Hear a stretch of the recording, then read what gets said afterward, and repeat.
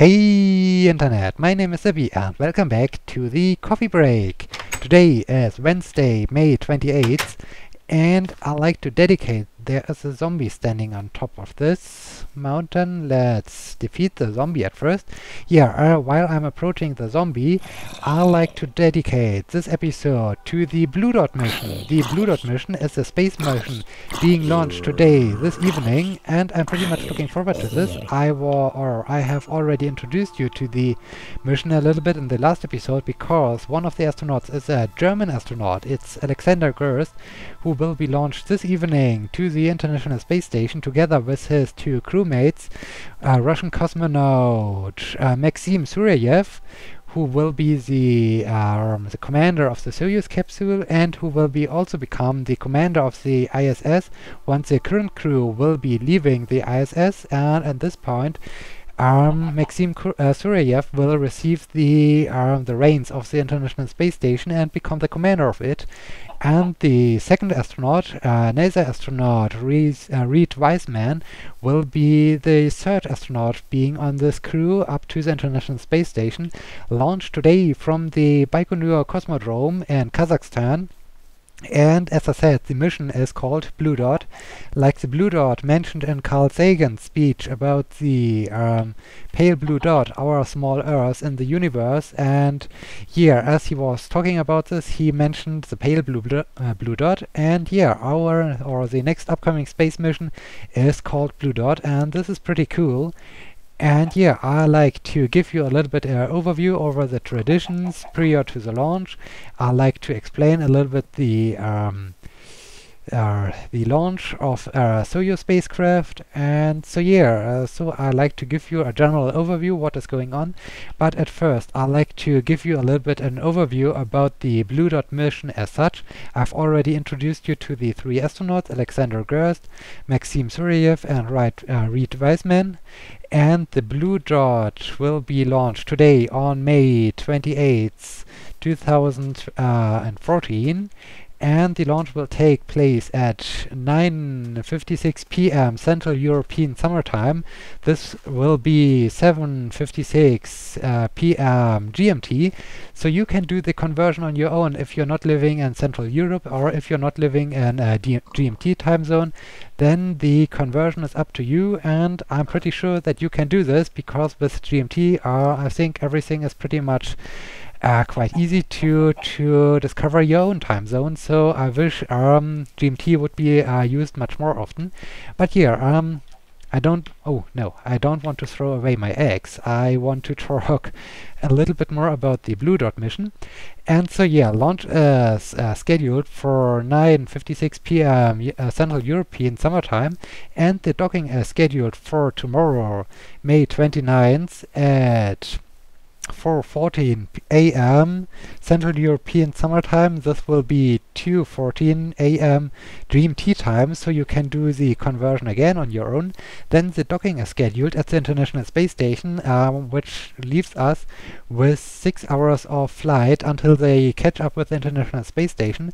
This is the new fast approach.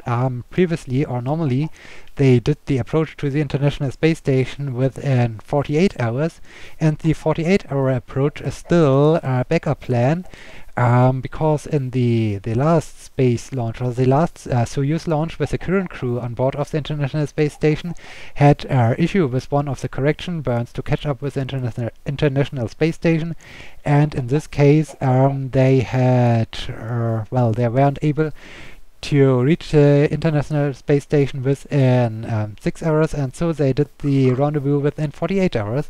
But if everything works as planned, then we should see the docking at 4 a.m. Central European time in the morning, and this means I will probably miss it because this is a little bit too early for me. But I hope I will be able to catch the hatch opening and the welcome ceremony, because normally this takes place 1 or 2 hours after the docking, because they have to make sure that everything is sealed up and that there are no leaks in the docking ports. And so in this case, they need some time to check everything, and so I may be, or hopefully be able to catch the the hatch opening, and this is really interesting as well when the new crew arrives at the International Space Station and when they do the very first calls back home. And so yeah, so I'm looking forward to this. But mostly I'm looking forward to today's evening launch. And here, the next thing is the Blue Dot mission has a duration of 166 days, and this will lead to a landing at November 10th, 2014, after I said it already 166 days in space. So it's about half a year. The crew will spend in space and do some experiments and do some experimentation. And so yeah, this is pretty exciting, and I'm really looking forward to this. And yeah, the next thing is I like to talk about is tradition, because even aviation has a lot of tradition. So there are special events that take place when you're a pilot student and you made it to survive your very first solo flight. Then there are special events going on, and as well, and of course in spaceflight there are also special things going on. So in preparation to the spaceflight in the near of the Baikonur Cosmodrome, there is whoa, this is nice. This looks nice. There is the Cosmonauts Alley, and this is basically an alley full of trees, and the trees are all planted by the astronauts being launched, or cosmonauts being launched from the Baikonur Cosmodrome. And yeah, this is one of the traditions, and the crew has already planted their trees. And there's also a tree standing around from Yuri Gagarin. So this is pretty amazing that this tradition has begun with the very first man in space and Earth orbit, and it still goes on, and this is pretty cool. And so yeah, they planted a tree together as a crew, and it was a big ceremony. And so this is really a cool tradition. And yeah, the next thing is they are all staying at the Cosmonaut Hotel at Baikonur, and once they are leaving at the last day of their stay at Earth, they are signing the doors of their hotel rooms. And so the hotel rooms have already a lot of signatures from all the previous cosmonauts and astronauts having a stay there and being launched into space. And I think this is also a pretty cool collection of signatures and also memories of astronauts and spaceflight history. And here, at the day before the launch, so yesterday, there's also a tradition that all the cosmonauts and astronauts are watching together, all the crew watches together, a classic Russian film called White Sun of the Desert. I haven't watched it, so I have no idea what this film is about. But I think this is also a pretty cool idea that the crew still comes together and can relax a little bit by watching a movie before the space launch will take place. And I think this is pretty good that they have also some time to relax, because I think it's really exciting and stressful moment when you're thinking about, oh, today or tomorrow I will be launched into space and everything is exciting. So yeah, and I think it's pretty much exciting because Reed Wiseman and Alexander Gerst are first space flyers, so they haven't been into space before. Only Maxim Suryaev was in space before for one time, so the other ones are rookies in the space flight, and so this is pretty amazing for them. And so it's also cool that they have the opportunity to relax a little bit together and to watch a movie. And then after they have signed the doors at the last day on Earth, at the hotel room, they will be brought by a shuttle bus out to the launch facilities, and on the way to the launch facilities they will do a short break or a short stop so that the astronauts can relieve themselves a short time. And this is also a tradition because it was already done by Yuri Gagarin on his way to the launch facilities, and I think this is a very important step, that you have again a short time where you can relieve yourself and have a short relax period before you suit up and get into your spacesuit. So it's a very important tradition, and I think it's also a good tradition for everything else. If you are going to drive with your car on the highway, or if you are stepping inside an airplane, well, just have a short break and relieve yourself could be quite useful and could release a lot of pressure off you and a lot of stress that can build up if you're not doing this. So yeah, this is a good tradition.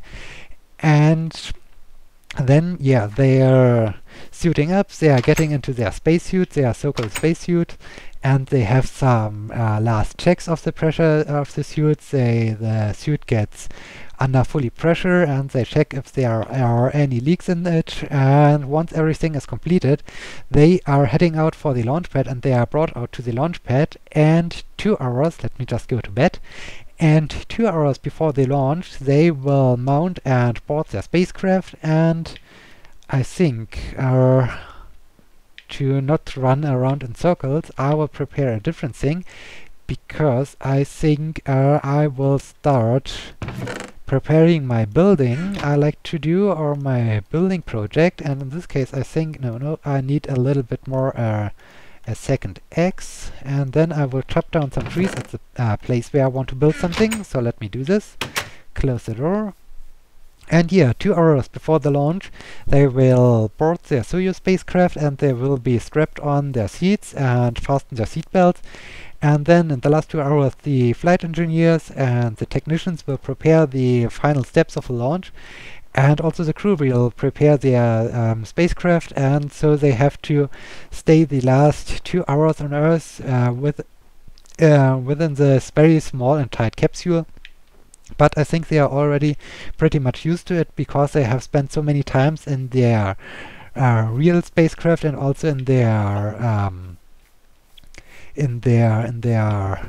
simulator. And in this case, I think they are pretty much used to the tight spacecraft. And yeah, these are the last hours, and then everything gets exciting when the let me take the gravel, when the launch will take place and when the engines are ignited, because then everything is really fast and really powerful. I will just dig down before I get to my notes.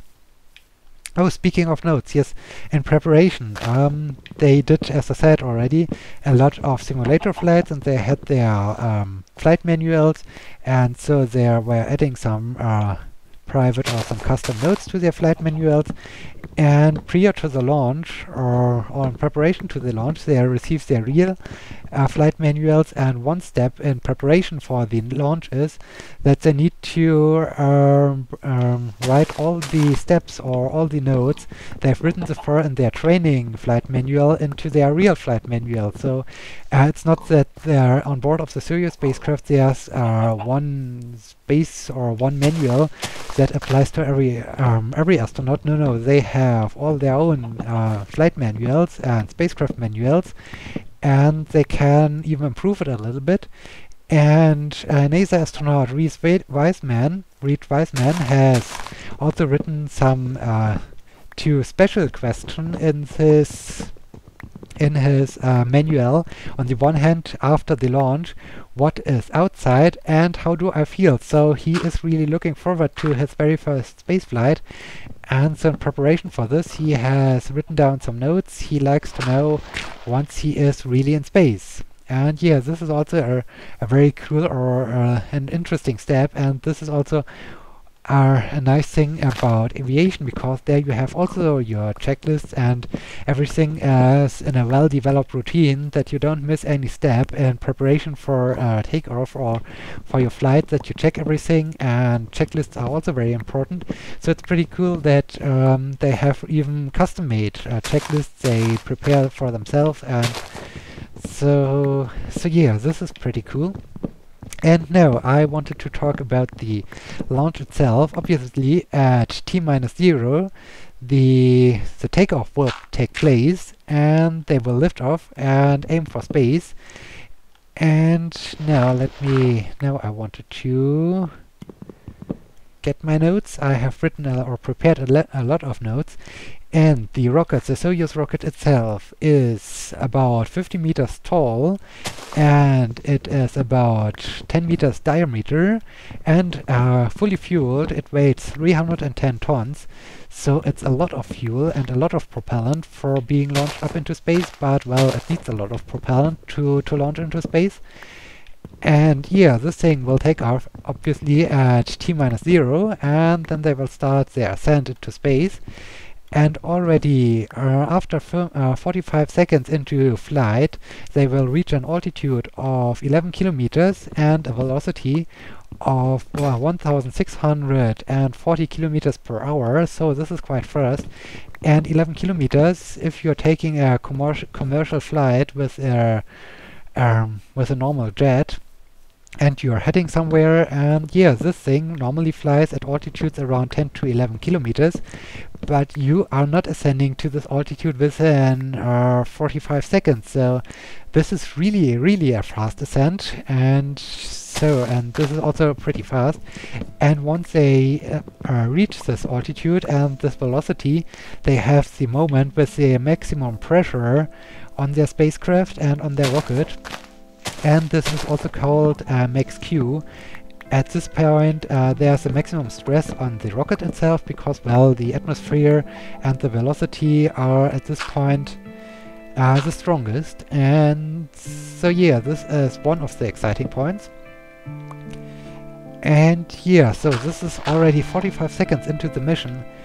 And then around 1 minute into the mission, they will experience already 2g of acceleration, so their body or weight, before I talk about the 2g acceleration, just after liftoff they will already experience a 1.5g acceleration, and then, as I said, around 1 minute into the mission they will experience a 2g acceleration, so at this point they have doubled their body weight. And this is already a quite nice acceleration, and very things they can really notice this. And yeah, around 2 minutes into the flight, they will reach an altitude of 40 kilometers. They will have a velocity already of 6,100 kilometers per hour. And at this time they will have the first stage separation. The Soyuz rocket consists out of 3 stages. The first stage are 4 boosters, also powered by liquid fuel, so not solid rocket boosters, but liquid fuel boosters. And the central core of the space of the rocket. And then the second stage is only the central core of the space launch of the Soyuz launcher. This will be after the 2 boosters are separated, and then there's also a third stage which comes into play to finally accelerate the spacecraft to orbital velocity so that they remain in orbit and in space. So okay, I was at about 2 minutes or 1 minute 58. There is the separation of the first stage, so the 4 boosters are jettisoned and start to fall down back to Earth, and the central core will continue its burn. And at 2 minutes 38 seconds there will be the jettison of the fairing and also the jettison of the launch escape tower. They will have, just in case that something goes wrong during the launch and they need to escape from the rocket, maybe the rocket is exploding or so on. So this is their rescue system, and hopefully they won't need it. And so yeah, they will jettison this at 2 minutes and 38 seconds, and at this time they have already reached an altitude of 84 kilometers and have a velocity of 8,300 kilometers per hour, so this is quite fast. And let me just finish this tree. So this is already 2 minutes 38 seconds into the mission, and at this time they will also experience the maximum acceleration of 3.5 g. So this is really a heavy acceleration, and it's hopefully pretty noticeable, I guess. and here this will happen also at this time, and then at or shortly before 5 minutes into the mission, or at 4 minutes 48 seconds, the third stage will be ignited, but the second stage, or the central core, will be still burning.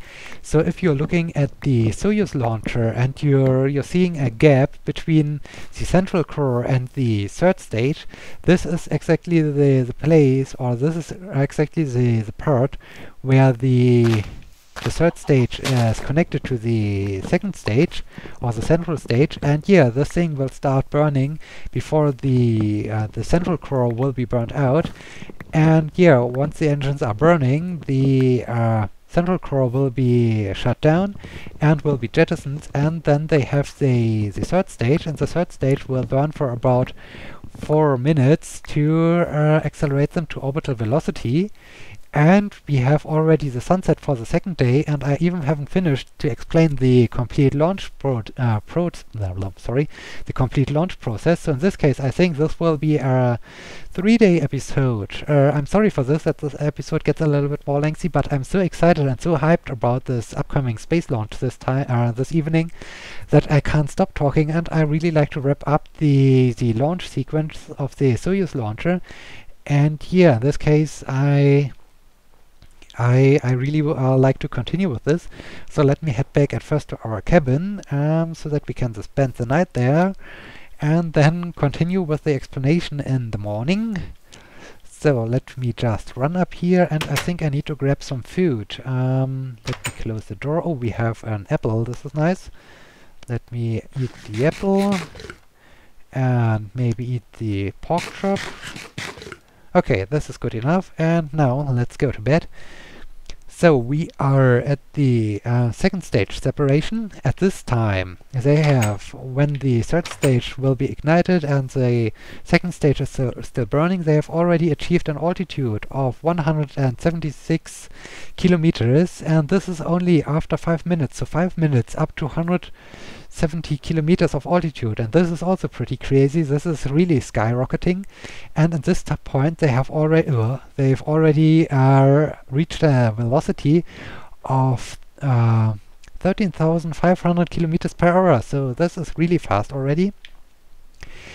And yeah, this is about 5 minutes into the mission.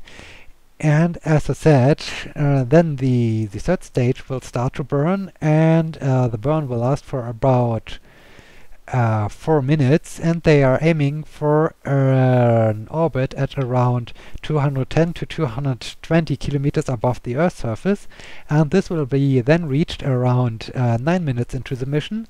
And at this time they will have a velocity of 25,000 kilometers per hour, so this is also quite fast.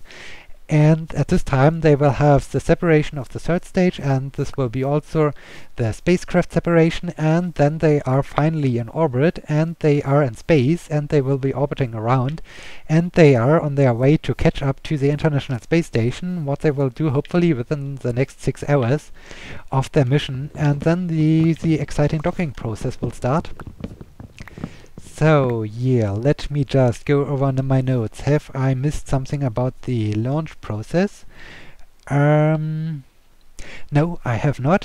So, okay, then after these 9 minutes, only 9 minutes to reach orbit. This is also pretty crazy, I think. If you think about 9 minutes, you can be up in orbit, and my episode is currently, if I'm looking at the recording, around 23 minutes. So, in this time, I could have been launched into space twice, and so yeah, this is pretty crazy if you compare this. And okay, after they have the spacecraft separation, the next thing is that the solar arrays will unfold, and that the antennas are deployed, or will be deployed. And once antennas are deployed, and the solar panels are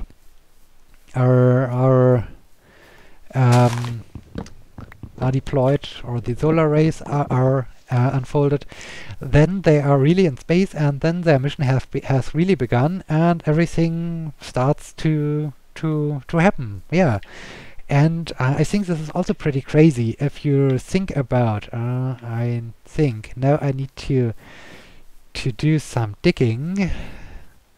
I think I can do this while I'm explaining. So here I'm starting already my building process. I think I need to create an iron shovel at some time.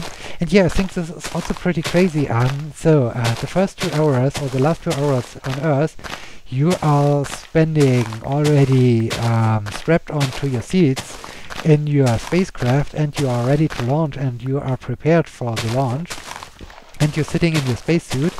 So at this point you are experiencing the normal gravity. Then the engine starts, and the gravity or the acceleration starts to ramp up, and you are feeling more and more your body to become heavier and heavier, and to feel the acceleration. And here this happens, and oh, so much about my shovel. And then you are suddenly 9 minutes after all the stress, all the acceleration, all the power, suddenly everything is silent around you. The engine's shutting down. I don't know if they have some acoustic signals in the spacecraft, or if there are something whirring, or if there are some noises inside the spacecraft, but suddenly everything is silent, and suddenly you are weightless. And the weightless doesn't stop like in a parabolic flight, when they practice some weightless flights with their in preparation. No, you are really in the weightless and it's space, and you can float around, and this must be really crazy. And also, when you are sitting at your breakfast for the very last time, and then you think, okay, I'm now getting some coffee into my cup, but in the next days I won't be able to do this, because if I try this, then the coffee would just form to a bubble and start floating around, and I can't stop this. So yeah, this is also pretty crazy. If you compare about this, that you're suddenly you are in space, and suddenly everything is different, and this must be just amazing. And I really like to experience this myself. I really like to experience this myself, and being up there and being launched and being floating around in space. This must be really amazing and really awesome. And so this is, I guess, really a great experience. And yeah, a little bit about the spacesuits, the so-called spacesuit they will be wearing. This is, well, they wear it obviously during the launch and also during re-entry, and this is due to the fact if there is maybe or somehow for some reason a leak in the spacecraft, and this happened this happened at some point, that I don't know which Soyuz mission it was, one of the first ones. The astronauts haven't worn their spacesuit on re-entry, but unfortunately during re-entry they had a pressure leak or something like this. So here the spacecraft reached the surface successfully and was intact and not damaged or anything, but unfortunately the astronauts died because they suffocated, and in this case here they have to wear their so-called spacesuits. And with these spacesuits, this is not like going on an EVA or so. It's mostly as a protection if a pressure loss is going to happen. And yeah, so they are wearing their pressure suit during the launch and also during the landing. And yeah, what else do I want to talk about? And then yeah, the traditions are also pretty cool. And yeah, let me... Oh, this is much faster, this is good. So the next thing is, on board of the space station they will obviously do a lot of experiences or experiments, and one of the experiments is in the early days. They want to know how the body adapts to the microgravity. So they will do a lot of experiments, how their body will react to what is going on, how he becomes, or how he reacts to the sudden microgravity, and this is at the first time. And I've read a little bit more about Alexander Gerst's mission. he is at least scheduled to one spacewalk, so he really can do an EVA. This is pretty amazing. This is, I think, one of the most great and amazing things you can do in spaceflight, to be in an EVA. And as well, he has trained for the docking process of the ATV. The ATV is the European supply spacecraft, like the Dragon spacecraft or the how's it called, the Cygnus spacecraft, or the Soyuz one, the Progress. Was it Progress? I guess it was Progress. So yeah, not the Soviets, the Russian. Sorry for this. So yeah, this is pretty cool. And yeah, speaking of the Dragon capsule, as the last Dragon launch arrived at the International Space Station, Alexander Gerst was tweeting, "Hey, as most of my clothes and other things are currently floating beneath the International Space Station, and this is due to the fact that the Soyuz spacecraft really has not so much space for your luggage, like you might say, and in this case, they are sending all or most of your equipment already up into space with a supply mission." And yeah, this is also pretty cool if you think about this. And also another thing that will be, oh, the sun is setting again, will be launched together with Alexander Gerst. We have in Germany some kids show which is pretty educational. It's called the Die Sendung mit der Maus. You can translate it as the show with the mouse, and the main character is a yellow mouse. And well, Alexander Gerst is taking the mouse as a puppet into space, so that the thing will be on the International Space Station. And they have done already a special episode of Die Sendung mit der Maus, and so it's pretty cool what he's doing. And yeah, he has also practiced with the ATV, the European supply spacecraft, because the last ATV being built by the European Space Agency and being launched will be sent up during his stay up on the International Space Station. So he will take care of the docking process of it. And so yeah, this is pretty cool. And now the third day is over, and yeah, as you might hear, I can talk about so many things. I'm so hyped and so hooked up by the today's evening launch. And again, I can just repeat, 7:56 p.m. GMT, the launch at Baikonur Cosmodrome of Alexander Gerst, Maxim Suroyev, and Reed Wiseman on their Soyuz capsule. And yeah, I hope that you will be watching this. I will do this. I'm already pretty exciting. I'm following them on Twitter. I'm so hooked up, and I can't wait for the launch. And yeah, in this case, I like to end this episode. It is already a 3-day episode, and I think I have so much things to talk about that I can easily fill also a 4th day. But I think, oh, we can see the viewer monument. This is great. But I think I will just start talking about this in the next episode on Sunday, when the launch and the docking and the rendezvous was happened and everything is okay, and I can talk a little bit about the successful ride up into space and up to the International Space Station. And in this case, thank you so much for watching. I hope you liked the special Blue Dot mission episode, and I hope you will be joining me in the next episode. Until then, my name is Sebbi. See you!